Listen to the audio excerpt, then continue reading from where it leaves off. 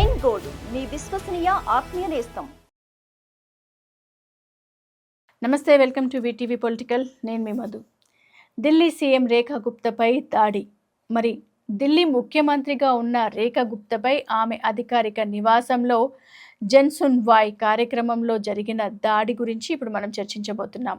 35 ఏళ్ల యువకుడు సీఎంకు కొన్ని పత్రాలు ఇచ్చిన తర్వాత దాడికి పాల్పడ్డాడు. ఈ ఘటనను భాజపా ఖండించింది. ముఖ్యమంత్రి షాక్కు గురై ఆసుపత్రికి తరలించారు.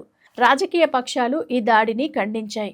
ఢిల్లీ ప్రజల కోసం తీవ్రంగా శ్రమిస్తున్న ముఖ్యమంత్రిపై దాడి దారుణమని ఢిల్లీ మంత్రి మంజిందర్ సింగ్ సిస్రా అన్నారు. మరి ఇది ప్రత్యర్థుల కుట్ర కావచ్చని అనుమానం కూడా వ్యక్తం చేస్తున్నారు. ముఖ్యమంత్రికే రక్షణ లేకుంటే సాధారణ మహిళల పరిస్థితి ఏంటని ఢిల్లీ కాంగ్రెస్ అధ్యక్షుడు దేవేందర్ యాదవ్ ఆందోళన వ్యక్తం చేశారు. మరి ఇలాంటి సంఘటనలు మరలా కూడా చోటు చేసుకోకుండా ప్రభుత్వం ఎలాంటి నిర్ణయాలు తీసుకోబోతుందో మనం కూడా వేచి చూడాలి.